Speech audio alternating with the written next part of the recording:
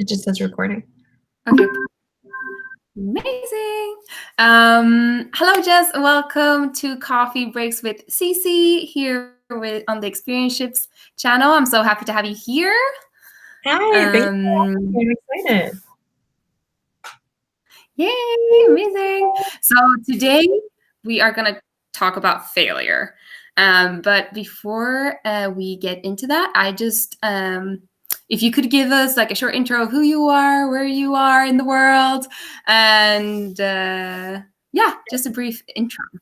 Yeah, perfect. So I'm Jess.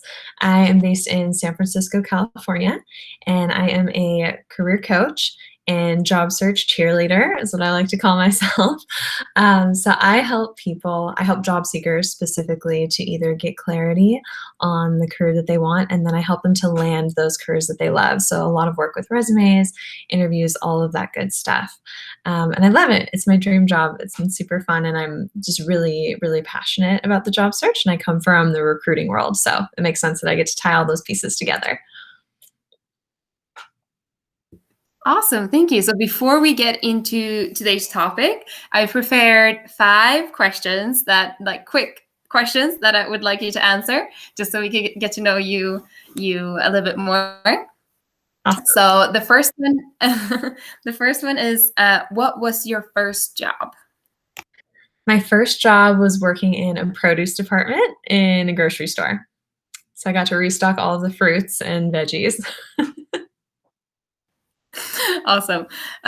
Do you prefer coffee or tea? Ooh, I love both. Currently coffee, but I go back and forth. Cool, I'm that kind of gal. I love coffee too. Do you love or hate roller coasters? I love them. So fun. I haven't been in forever. Who is your hero? Oh, that's a good one. Some of my heroes, well, one of my biggest ones is probably my sister. I'm really close with my sister. I love her. She's so hardworking and gentle, and just really funny and quirky. She likes to have fun, which I appreciate. She's the funny one, and I'm the sweet one. Awesome. And what makes you laugh the most? Probably my sister. My sister and I have a cat. We love messing around with the cat, and she's super quirky and funny, so she does all sorts of cute, silly things that we love. What's the name of the cat? Her name is Mimi. Oh, Mimi. Yeah. Mila Paramore is her official name. She's sassy. Yeah, we have a lot of I can imagine. Yeah, I can imagine. Like Mimi, yeah, it spells out sassy to me. very fitting. Cool, thank you so much. Now I have a little bit better picture of you. But let's get into failure and like our background. How we met was through LinkedIn when you shared your Medium article on your how you bounced back from a career, like some dips in your career, and that's how we came into this chat today. So but do you think that failure has to be a bad thing, or can it also be a good thing? So I would say failure is absolutely not a bad thing. I think that failure depends on how you choose to look at it. And if you can choose to look at failure as neutral feedback, which I know is like an interesting or new concept for a lot of people, but if you can look at it as neutral, you can choose what meaning you attach to it. So when we look at failing, you can choose to look at it and say, oh, I must like not be worthy. I must be stupid. I must be bad, right? Or you can take failure and you can take a step back and say, okay, I tried this thing and it didn't work. And all that means is that I get to try something else the next time. And when you're able to look at it from that lens of not attaching it so much to yourself and your personal worth and who you are, if you can look at it from a more neutral standpoint, it can actually be a motivator and propelling you into the next thing where you're like, okay, that didn't work. Let's cross it off the list. Like, what's a different strategy I can try? And I find that when I view failure in that way, it almost makes me more excited to jump back in again, to like get back up on the horse instead of like, this is such a failure. It's so bad. I'm so terrible. And so I think that it takes practice to be able to do that. And I think sometimes, there is that phase of like feeling bad about it. But if you can choose to look at it neutrally, it's a lot easier to move through the failure. And it's an opportunity to learn. Like failing is still like something happened where you can take knowledge from that and then apply it to the future. So I think it's actually an opportunity at times when you fail. Cool. I completely agree. And hearing you speak about this, maybe if you'd like to share your story that you shared in the article, maybe briefly, so that we can bring everybody up to speed a little bit. Yeah, yeah. So in the article that I wrote, I was sharing about my biggest professional failure, my biggest career failure that I've had, and what that looked like for me. So I spent 5 years in college getting a degree in retail merchandising, and it was very specific, and I was very determined to be a buyer at a large retail corporation. So I worked like for years, right, in school on this path of like getting this degree that I needed and getting the internship that I needed. And my whole vision was to land a job before I graduated, which I did. So it's amazing. And so then fast forward, I show up at my new job and start working, right? And I realize it was pretty quick actually, realized that I wasn't very good at it.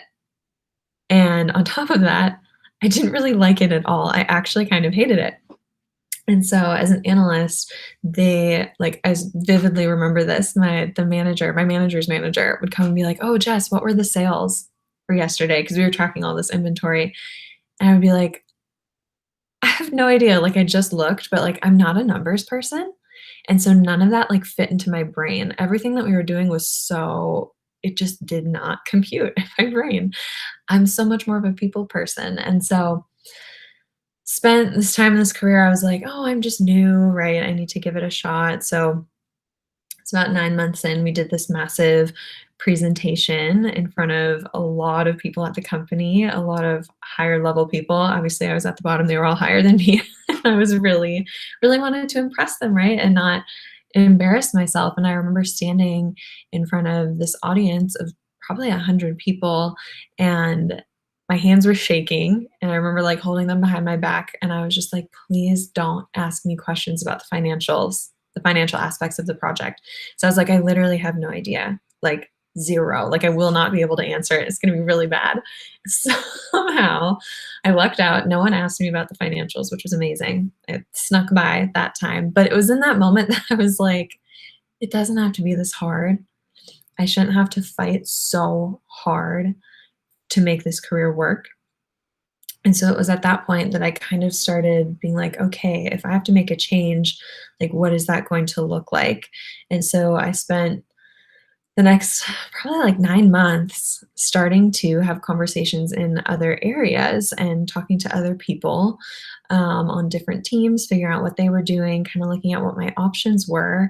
And I came to the conclusion that recruiting would be a better fit for me. So I spent 18 months in that job that was really not the right fit for me before moving into recruiting, which ended up being a much better fit. But it was painful and embarrassing to realize that I had gotten it so wrong, and especially something that I had worked so hard for.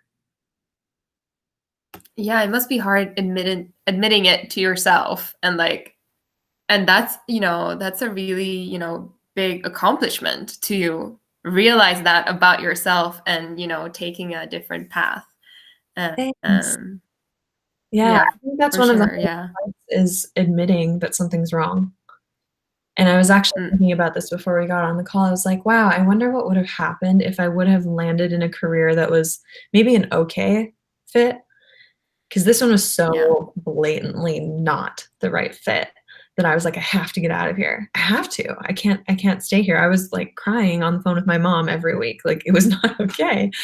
And so I'm curious, like, oh, what would have happened if I would have been somewhere that was like, it was okay, because we people get on autopilot, right? And you're like, well, I don't love it, but like it's okay. It's paying my bills. So then you end up staying, and pretty soon, like 7 years pass, and you're like, I'm still here, like, about it. And so I'm actually really grateful that I failed so hard the first time, because it really propelled me into my next thing, which was then amazing.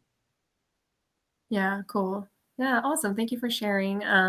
But why do you think that people are so afraid of taking those steps, or either leading to success or to failure? What are your thoughts? Yeah. So afraid of taking the steps to figure it out? Yeah, Or do like you why, or like why are people so afraid of failing? Like, oh, I could take, like, as you were explaining, like, I'm okay being here, but then it was like, but you shouldn't. But maybe I fail if I take the leap, or I do something different. Like, I'm comfortable here. But why are people so afraid of making Yeah. mistakes? I think one of the reasons that people are afraid of failing is a fear of being rejected. I think that there's a lot of pressure in our world. There's a lot of visibility in our world with social media and Facebook and LinkedIn, and a lot of people can see what you're up to. And I think there's a fear of we don't want to look bad in front of our peers or our friends. We don't want our parents to be disappointed in us. And then I think a big one is like internally, we don't want, and I think this is probably at a subconscious level for most people, but we don't want to confirm our deepest fear that we are unworthy or Hmm. undeserving. And so it's like, if I were to put myself out there and fail, what does that mean about me? And so it's like, well, if I don't put myself out there and I don't try it, I can sit here in my safety bubble and like feel okay. It's risky Yeah. to try something new, and then the opportunity to fail and then feel rejection. And feeling rejected, we don't, not in our society today, but in the past, it's like if you get rejected from the group, you're gonna die, right? And so Yeah. it's that like instinctual, like, must be part of the group, must fit in, like, what will happen to me if I don't succeed? So let's not take the risk because I know I'm safe where I'm at right now. So it's avoiding that risk of putting yourself out there and having it go wrong and being rejected and dying, which we're not gonna die, but that's the fear. Yeah. No. No, I totally get it. I totally get it. Um, But I think maybe we have covered this, but maybe you have more to add on what's your biggest professional fuck up? And how did you bounce back from it? It's such a harsh word, but it makes an impression. Does, it does. I mean, I would say that my biggest professional fuck up was landing in that wrong career path. And I remember I had this amazing, he wasn't my manager, he probably should have been, but he was the person responsible for teaching me everything. Okay. And he was so great. So I would spend every day with him. And it was just like after months and months of learning the same thing over and over again, I remember thinking, oh my God, if David's not here one day, I can't do this. Like, I can't Yeah. do this on my own without his assistance. And that was really scary too, where I was like, I'm not picking up on this process and what we're doing here. And so, yeah, just those feelings of like, oh my God, they're all gonna think I'm so stupid. Like, they're all going to think that I'm bad and wrong, and all of that were feelings that I was dealing with every day. And so, in bouncing back from that, I really leaned into, okay, so what am I good at? Like, if I'm not good at this, what can I identify that I am good at? And so I really started getting um, aware and like creating an intentional awareness around my day, and like evaluating myself as I was going through my work day of like, okay, now I'm doing this task. Do I like this task? Am I good at this task? How does this feel? And identifying which ones were like, not good tasks, all the sales numbers. Yeah. And then starting to pick up on things where I'm like, oh, when I get to work with our intern and offer her Yeah. advice, I really like that piece. that was Mm. really fun for me. Another thing that was really fun for me was having conversations with a bunch of different people. I loved learning about what other people were doing and their paths. And so I think sometimes when we're thinking about what should I do in my career, people look for patterns like numbers or people, but it can even go like a layer deeper of like, I like giving advice or like Yeah. connecting with people, great, but how? Oh, I like connecting with them one on one.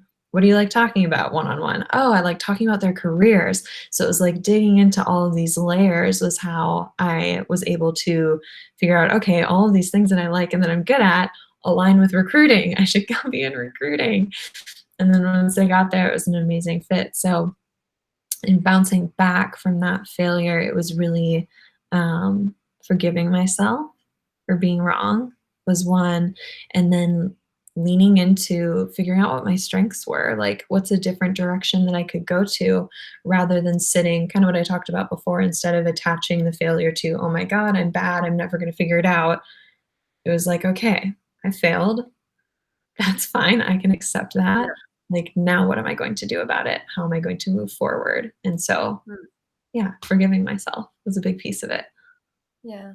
No, I think you mentioned a really important thing here as well, which is reflection Yeah. and just thinking about how certain situations make you feel, how certain fields make you feel, and and then taking action based on your results of your reflection. I think that's really cool that you mention it. Yeah, and I think it's a skill that we have to get better at. It's not necessarily something that we do naturally, because if we all were naturally aware of it, like, we wouldn't end up in situations that are maybe not a fit.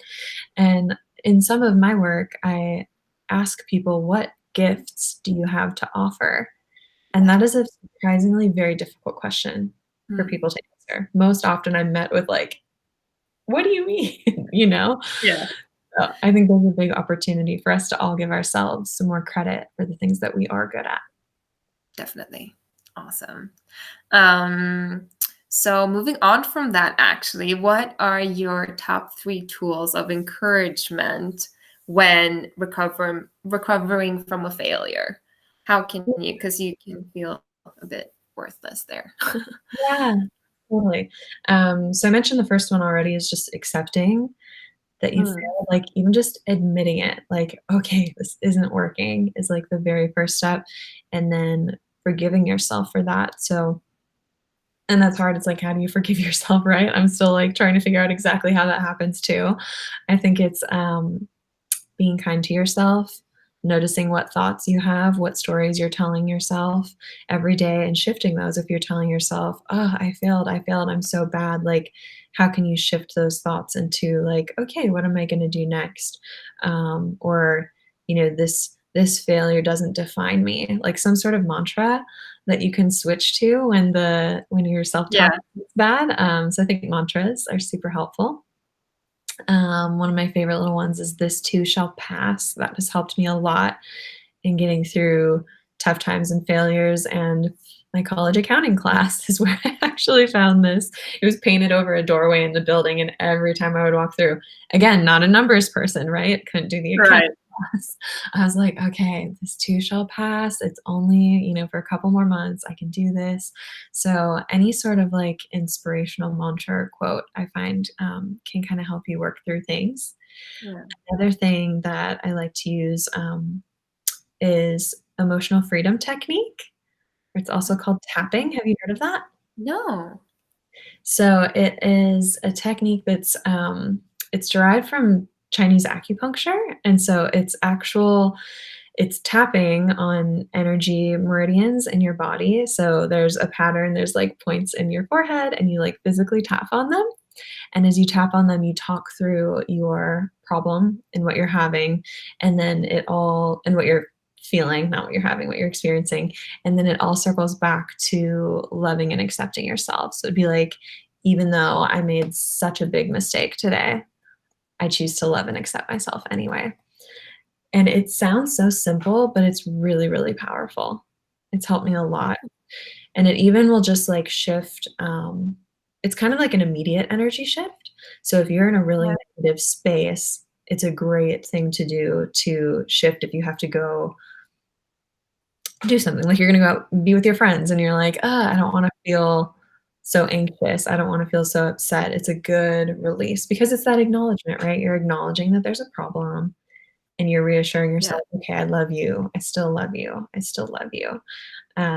So that's been really huge for me. And my favorite person is Brad Yates on YouTube.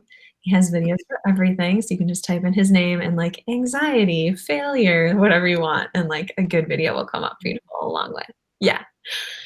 So that one's been Oh, huge.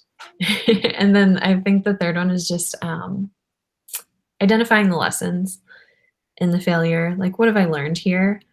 Makes it feel less painful, and like I said, I'm really grateful that I failed so hard out of the gates with my career because it propelled me into something really good, so I actually don't have any regrets about that situation. I wouldn't go back and change it even if I could, because I grew a lot from that pain, so I think identifying the lessons and the growth patterns is really important, and helps you to move forward too. amazing. Thank you so much. You've given me also personally so many good tips. I'm like, whoa, this is awesome. Um,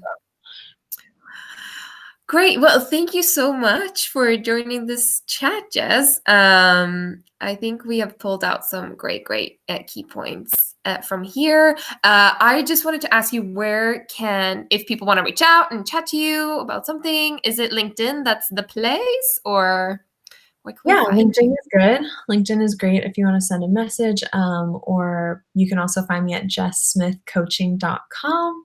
I actually have something up there now if people want some career mantras. I've got some of those on my Great. website for you too, so, yeah. Cool. Awesome. And I will link your article as well if anybody wants to read it in the Oh, nice. description. Yeah, so we can Cool. all go back to that. Cool. Well, thank you Well, for having me, Cece. I really appreciate it. Thank you for letting me share. yeah, for sure. And thank you for coming.